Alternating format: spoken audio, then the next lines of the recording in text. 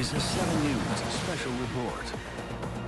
Lynn Martinez here in the Newsplex, breaking into programming to bring you this news conference, which does appear to be starting right now with Governor Abbott on the terrible mass shooting involving young children in southern Texas. Let's listen. Far more evil for someone to gun down little kids. It is intolerable and it is unacceptable for us to have in the state anybody who would kill little kids in our schools. Children are a blessing. God teaches us that.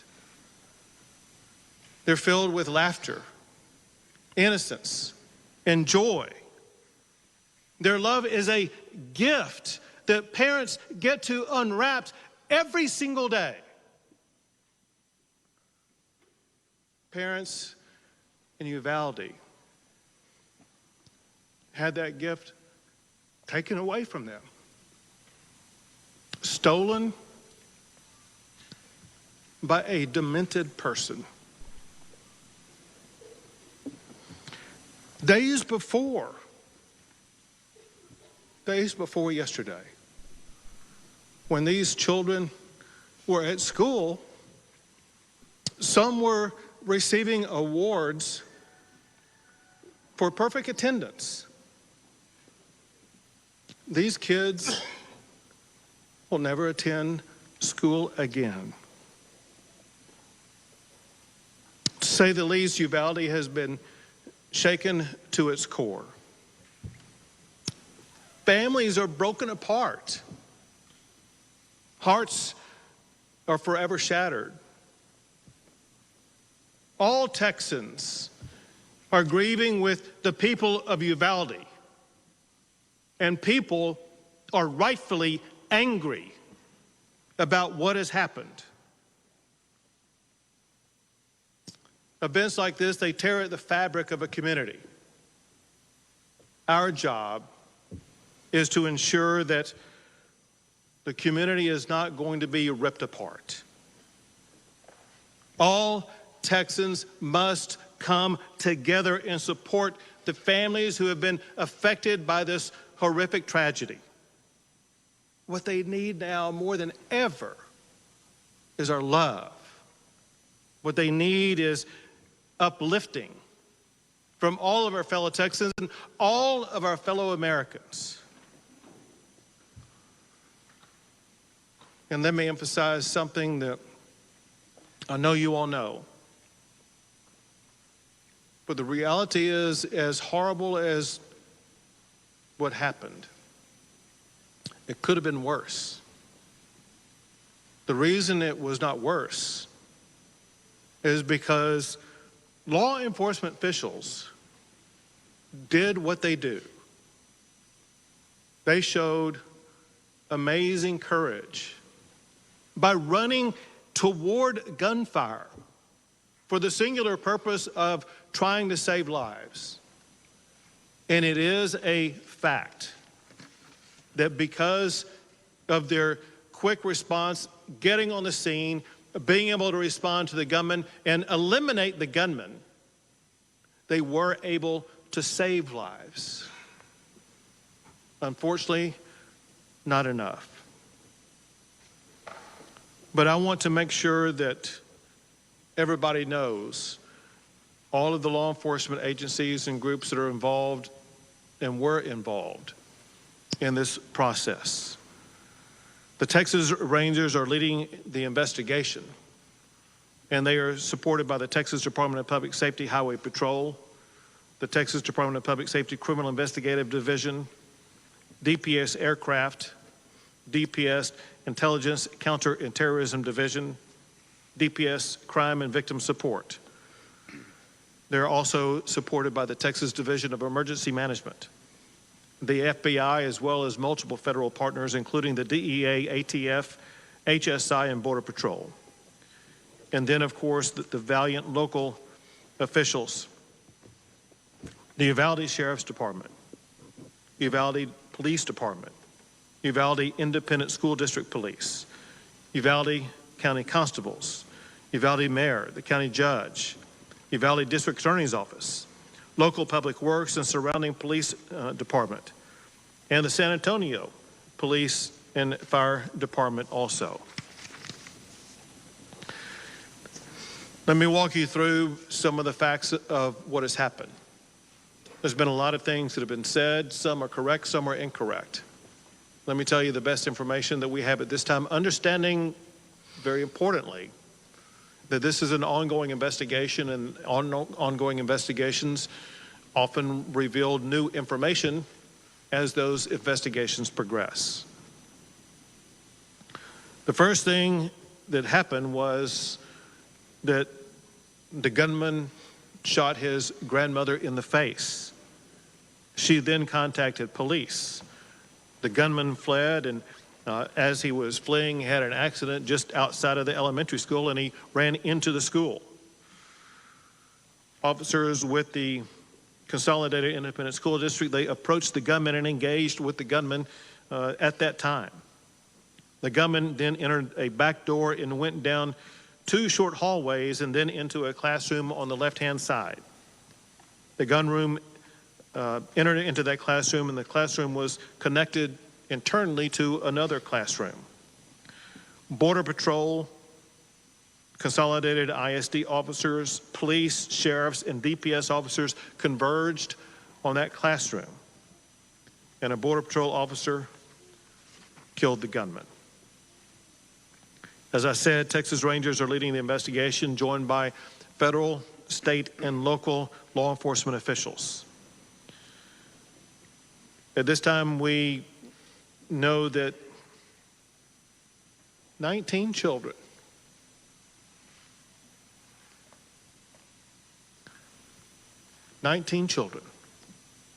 have lost their lives.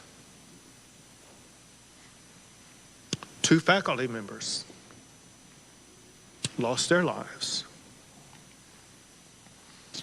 In addition to that, there are 17 people who are injured, but their injuries are not life-threatening.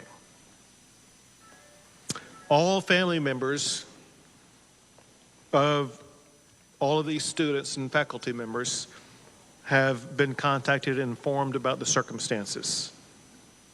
Officials are working with parents to ensure that their parents are going to be able to see their children. Parents should contact victim services at the county fairplex. We know that there are parents still striving to make a connection. All parents are welcome and urged to contact victim services at the county fairplex. The gunman was 18 years old and reportedly a high school dropout. Reportedly, there has been no criminal history identified yet. He may have had a juvenile record, but that is yet to be determined. There was no known mental health history of the gunman. He used one weapon, which was an AR-15, using 223 rounds. There was no meaningful forewarning of this crime other than what I'm about to tell you. As of this time, the only information that was known in advance was posted by the gunman on Facebook approximately 30 minutes before reaching the school. The first post was to the point of, he said, "I'm going to shoot my grandmother." The second post was, "I shot my grandmother." The third post, maybe less than 15 minutes before arriving at the school, was, "I'm going to shoot an elementary school."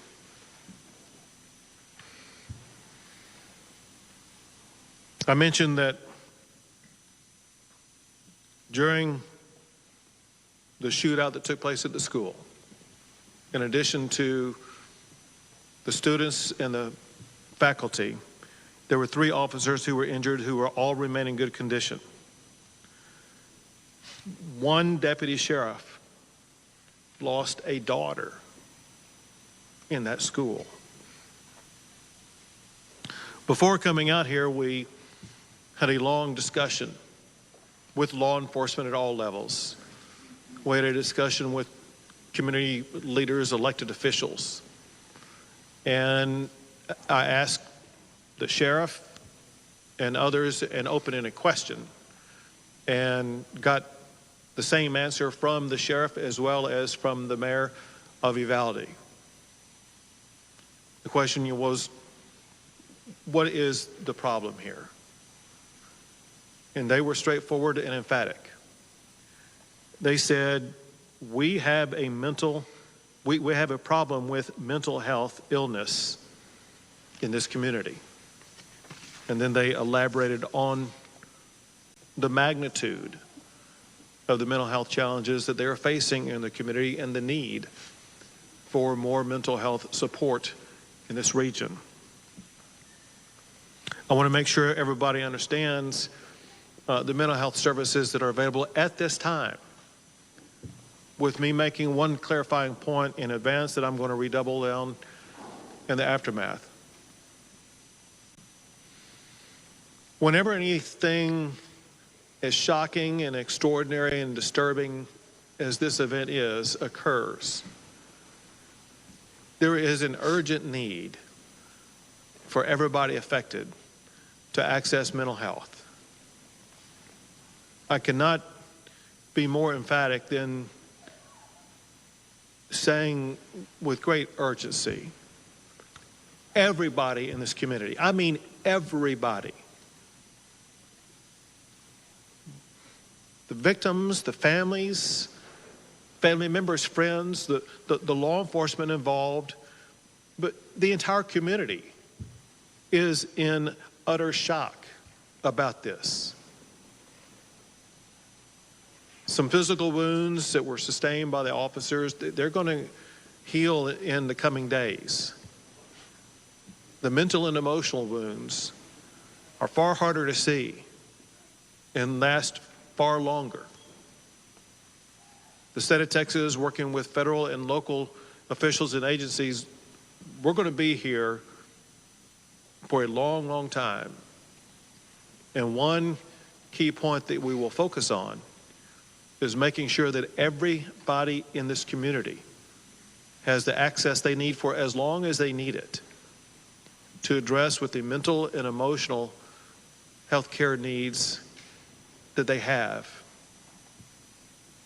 I want to list various agencies and make sure these are made available to the public. The mental health services currently available are from victim services from across the area from federal, state, and local levels, including the Family Resource Center at the Uvalde County Fairplex. Schools have crisis teams at the Uvalde Civic Center. They provide wraparound services for families who are affected. The Texas Child Mental Health Consortium, created by the state legislature in 2019, is available to assist. The Bluebonnet Children's Advocacy Center is available to provide services for children. The Texas Health and Human Services Commission is on site and will be available for ongoing provision of services. The Texas Education Agency is providing supplemental counseling services. The Texas Department of Public Safety Counseling is providing counseling services for law enforcement. And the FBI is also bringing in mental health services for law enforcement. It cannot be overemphasized the importance of law enforcement officers, all of them, seeking out and obtaining this mental health counseling. The District Attorney's Office for Victim Services has a phone number available for all victims, and candidly, the entire community, in a way, is a victim here. And I was provided their number to give out to you publicly. This is the number for the District Attorney's Office for Victim Services. The number is 830-278-2916. And at this time, I will pass the mic to Lieutenant Governor Dan Patrick.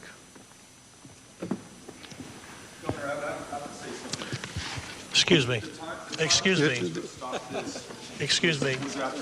Sit down. You're out of line and an embarrassment. Sit down and don't play this stuff. The next shooting is right now, and you are doing nothing. No, he needs to get his ass out of here. This isn't the place to talk this over. This is totally predictable when you... Sir, you're out of line.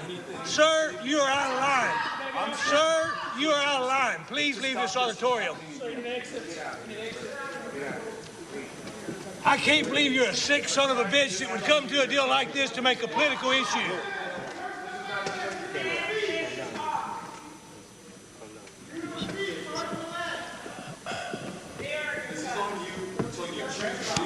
It's on assholes like you. Why don't you get out of here?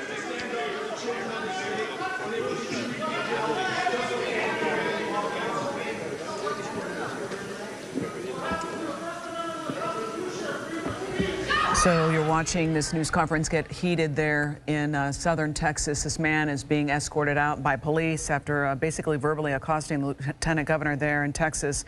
We assume the issue is gun control. The news conference continues. The governor just spoke. Governor Greg Abbott just spoke. And we're expecting it to continue now, perhaps with the lieutenant governor. Again, this man, he is Dan Patrick. This man was just escorted out. They're waiting for things to settle down. You know, gun control is a hot button issue as we look at these children, these 18 people who were shot and killed yesterday at their school. 2 teachers were also killed. Let's listen now to the governor. He's speaking. There's no words that anybody shouting can come up here and do anything to heal those broken hearts. We all, every Texan, every American has a responsibility where we need to focus not on ourselves and our agendas. We need to focus on the healing and hope that we can provide to those who have suffered unconscionable damage to their lives and loss of life. We need all Texans to, in this one moment in time, put aside personal agendas, think of somebody other than ourselves, think about the people who are hurt, and help those who have been hurt.